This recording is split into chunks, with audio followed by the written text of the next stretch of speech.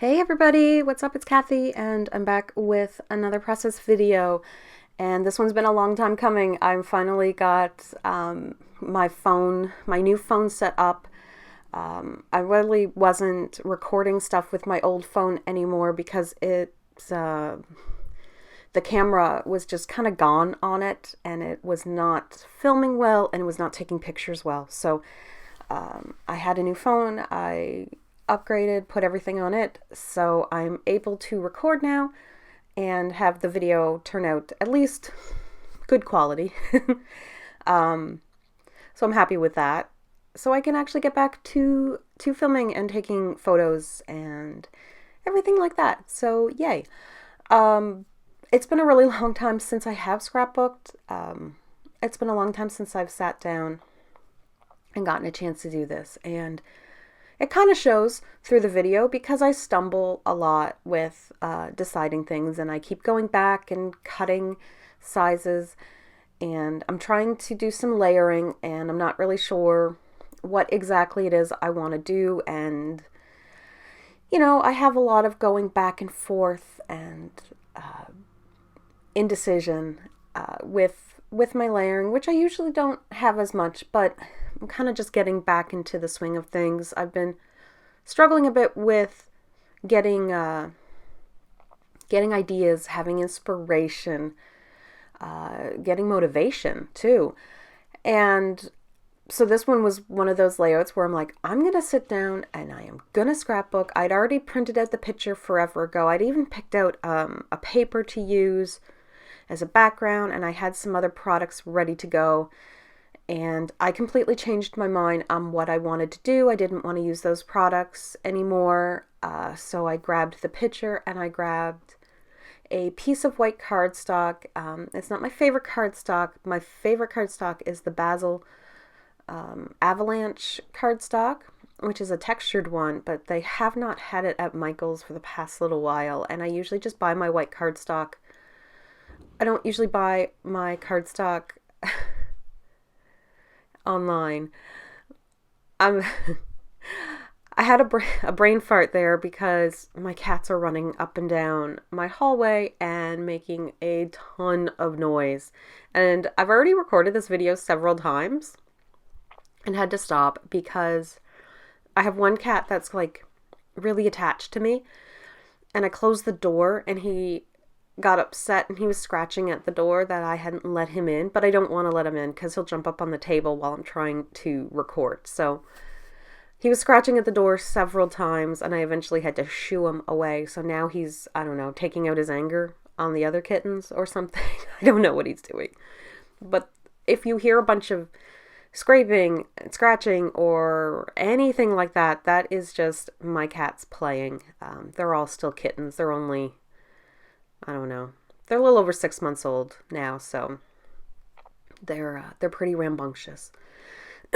So the products that I grabbed for this, I grabbed all out of my scrap stash. So besides the white cardstock, I didn't use any full sheets of paper. These are all just leftover from different things. Even that weird kind of pink filigree one that I'm using right behind the photo, that actually came from this card kit I bought years ago at Winners, which used to kind of carry some scrapbook stuff, at least a little bit. And it was kind of the only place where I could get some of those products that I would see people using on like 2 peas in a bucket and stuff like that. Other than that, you couldn't get it anywhere here. So it was a card making kit that came with a bunch of little pieces, and I just bought it for the little papers and some of the decorations. So I just have it in my stash. I love that bokeh effect. What is it called? Vellum. And that's from like an old Maggie Holmes. And I just love the blues and the pinks. And I know bokeh's not really like a thing anymore, that kind of effect with the lights, but I still really like it. And the picture has it because I added it with a little app on my computer where I kind of played around and filtered with the, oh my gosh, something fell. I'm not getting up. I'm not stopping the recording. I don't know what fell. I'm a little scared. They can be very destructive. This is why I can't have nice things, pretty much. They're always breaking my stuff. It's a good thing I love them. Or they'd get a boot in the butt. Or spray with the spray bottle. That'd probably work.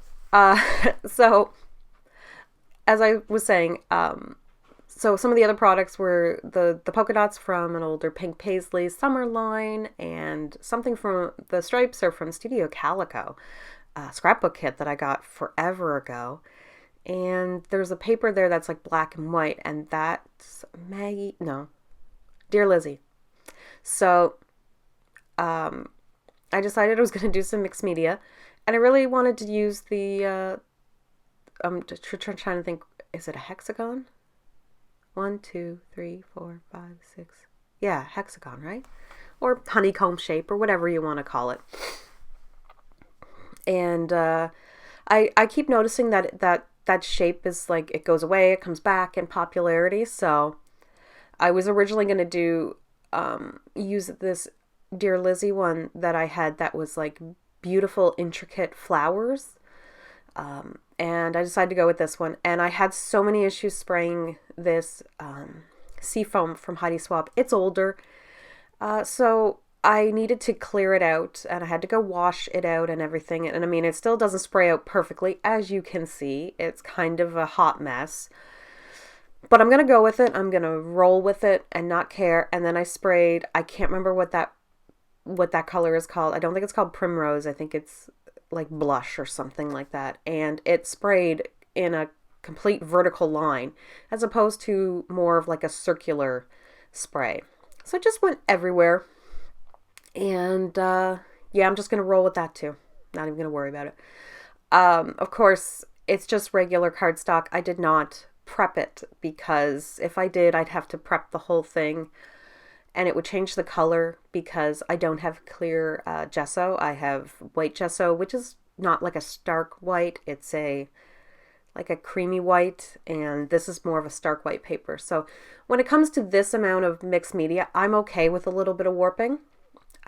Sometimes I will back the paper before I do the mixed media, or after I do the mixed media. It did warp a little, but it's sticking pretty good. It's flattening out fairly well.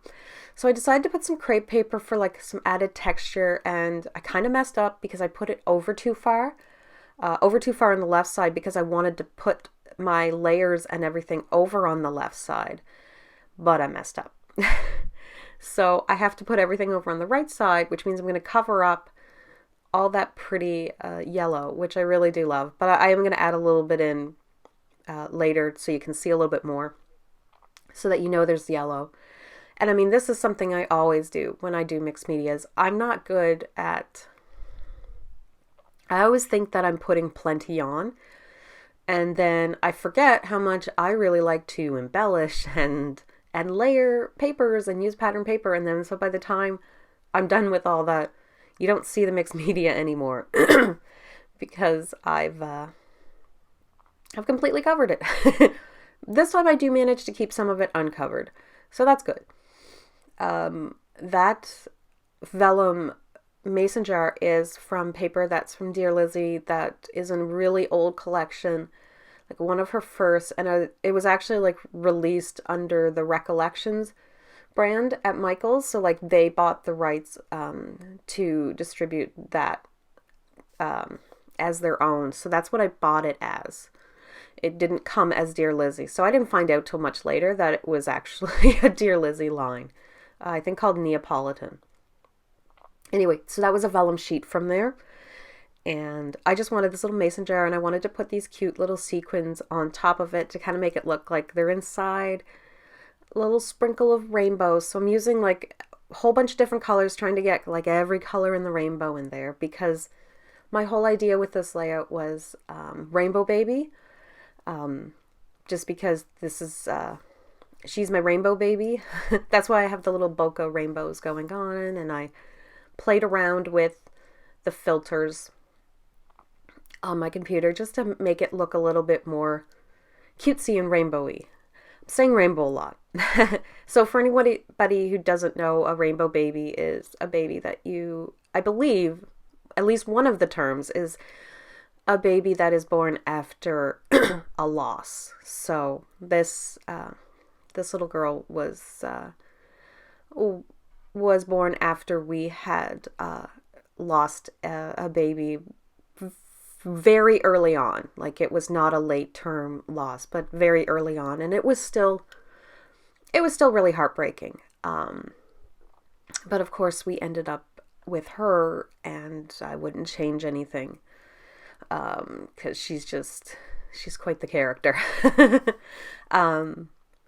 So I just wanted to do a little layout kind of expressing that, because I know not everybody talks about that kind of stuff.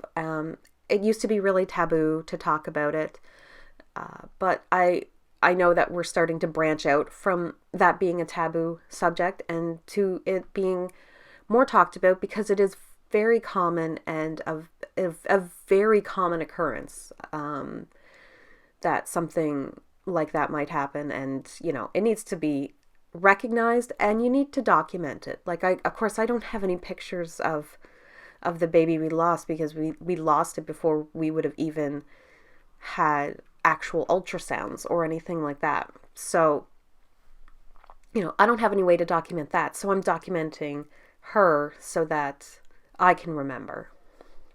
So I'm just grabbing as much colorful, funky stuff as I can, because I want it to kind of match the picture in its brightness, and it just kind of has like an excitement to it that I wanted to capture. And there's so much going on in this layout, but that's just kind of the way I roll, and especially when it's been so long since I have scrapbooked, that I'm just kind of like I'm just throwing everything in but the kitchen sink at this point, because I'm trying to get back into my groove. Trying to get it so that it's not like pulling teeth, which is what it kind of felt like for this layout, but I definitely wanted to do it. Like, I didn't want to give up and be like, oh, forget it, I'm not going to do this layout anymore. I wanted to persevere and make sure that I, in the end, made something that I was happy with, and I am happy with it. I think it's pretty cute and fun, and yeah. So I'm adding in a little bit more yellow around the top, just to kind of offset those big seafoam splatters that ended up happening over on the left-hand side. And I was originally going to use a whole bunch of different thickers to write out the word rainbow, but I just decided to use this blue one in the end. It just kind of fit well, and that's it. So yeah, pictures are coming up, and I will see you guys all in the next video. Thank you so much. Love ya. Bye.